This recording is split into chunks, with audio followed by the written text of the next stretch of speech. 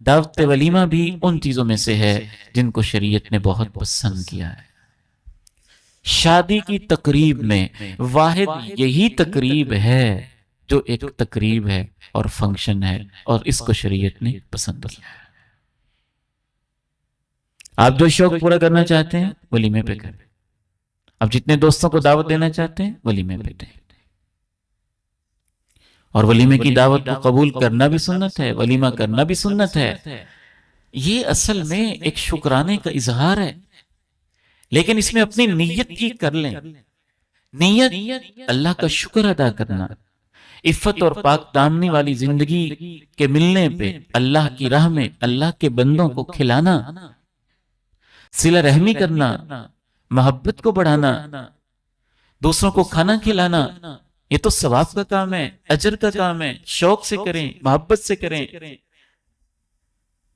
یہ بڑی خوبصورت تقریب ہے۔ اس کو جتنا آپ خوبصورت بنا سکتے ہیں خوبصورت بنائیں، لیکن اس میں بھی چند ایک غلط فہمیاں ہیں، ان کی اصلاح بھی ضروری ہے، ان کی طرف میں اشارہ کرتا جاتا ہوں۔ اس کو بھی ایک بوجھ بنا لینا اور یہ سمجھ لینا کہ ولیمہ بھی گوشت کے بغیر نہیں ہوتا، روٹی کے بغیر نہیں ہوتا، سالن کے بغیر نہیں ہوتا، یہ غلط ہے۔ سیدہ عائشہ رضی اللہ تعالی عنہا کے ساتھ جو امام کائنات نے نکاح کیا تھا تو آپ نے ولیمہ دودھ کا کیا تھا۔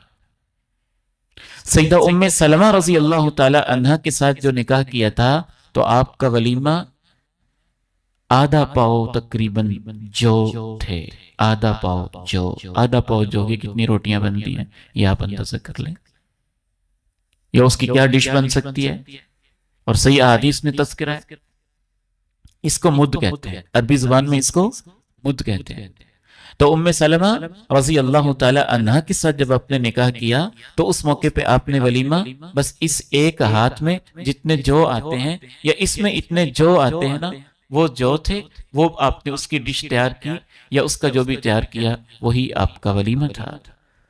سیدہ صفیہ رضی اللہ تعالی عنہا کے ساتھ جب آپ نے شادی کی تو اس وقت امام کائنات علیہ السلام سفر میں تھے اور خیبر کے غزوے سے واپس آ رہے تھے، اور سفر کے دوران ہی آپ نے شادی بھی کی، اور آپ کا ولیمہ اس طرح سے ہوا کہ آپ نے صحابہ سے کہا انس کہہ دو جس کے پاس جو کچھ ہے وہ لے آئے، کوئی کھجور لے آیا، کوئی پنیر لے آیا، کوئی ستو لے آیا، کوئی گھی لے آیا، اور ان کو مکس کر کے ایک ڈش تیار ہو گئی، بچھا دیے گئے دسترخوان۔ آپ نے کہا یہی میرا ولیمہ ہے۔ تو جب حالات اچھے نہ ہوں کسی کے تو کبھی اس سنت پہ بھی عمل کر لیں کہ اپنے دوستوں سے کہ یار آج اپنا ڈش لے کے اور اکٹھے کھائیں گے، وہ میرا ولیمہ ہو جائے گا۔ تو ایسے بھی ہو سکتے۔ تو شریعت میں آزادی ہے نا، آپ نے زنجیریں بنائی ہوئی ہیں، آپ نے پابندیاں لگائی ہوئی ہیں، شریعت آپ کو آسانیاں دینا چاہتی ہے۔ اچھا یہ بھی بات ہی نہیں ہے کہ روٹی گوشت نہیں کرنا۔ نبی علیہ السلام نے قربان جائیے امام کائنات علیہ السلام سے، آپ کی سنتیں کتنی پیاری ہیں، آپ کا دین کتنا خوبصورت ہے، اس میں کتنی وسعت ہے۔ آپ ولیمہ دودھ سے کرنا چاہتے ہیں دودھ سے کر لیں، فروٹ سے کرنا چاہتے ہیں فروٹ سے کر لیں، کھجور کھلا کے کرنا چاہتے ہیں وہ کر لیں، مٹھائی کھلا کے کرنا چاہتے ہیں وہ کر لیں، جوس پلا کے کرنا چاہتے ہیں وہ کر لیں، چاکلیٹ کھلانا چاہتے ہیں وہ کر لیں کہ یہی میرا ولیمہ۔ تو آسانیاں ہے نا، تو آسانیاں کو اپنائیں۔ سیدہ زینب رضی اللہ تعالی عنہا کا جب آپ نے ولیمہ کیا تو یہ بڑے اہتمام اور دھوم دھام سے ہوا تھا۔ اس موقع پہ ظاہر حالات اس طرح کے ہوں گے تو آپ علیہ السلام نے ان کے ولیمے پہ بکری ذبح کی تھی اور صحابہ نے خوب سیر ہو کے کھایا تھا۔ تو یہ مٹن کا ولیمہ اور آپ نے کیا۔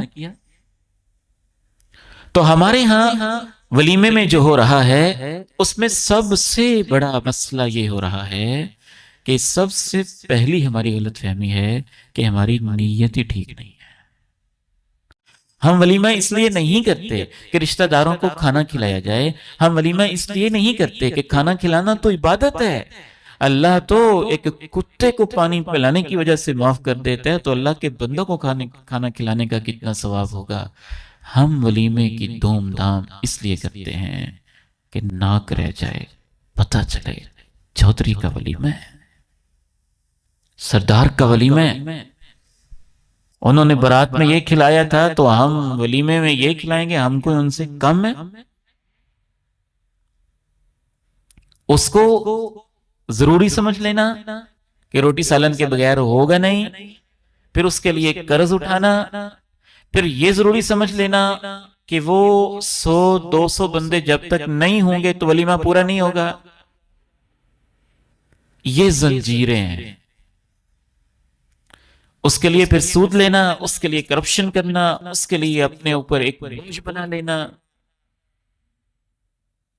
یہ تو اللہ کے شکر کا ایک اظہار ہے، اور بدترین ایک رسم ولیمے کی یہ ہے کہ آپ اتنے اہتمام کے ساتھ ولیمہ کر رہے ہوں اور اس ولیمے میں آپ اپنے محلے اور سوسائٹی کے غریبوں کو بھول جائیں۔ تو اللہ کے نبی علیہ السلام کہتے ہیں یہ سب سے برا ولیمہ اور سب سے برا کھانا وہ ہوتا ہے جہاں امیروں کو بلایا جاتا ہے، غریبوں کو چھوڑ دیا جاتا ہے۔ جو بھوکے ہیں ان کو آپ کھلاتے نہیں، اور جو پہلے سے سیر ہیں اور روزانہ ہی مٹن کھاتے ہیں ان کو آپ دوسرے ضلع سے بھی دعوت دے دیتے ہیں۔ ہم یہ نہیں کہتے ان کو دعوت نہ دیں، آپ اپنے دوست احباب کو بلائیں، جہاں سے آپ چاہتے ہیں بلائیں، کوئی پابندی کی بات نہیں ہے۔ اعتراض اس پہ ہے کہ اپنے محلے کے غریبوں کو اور اپنے غریب رشتہ داروں کو نہ بھولیں۔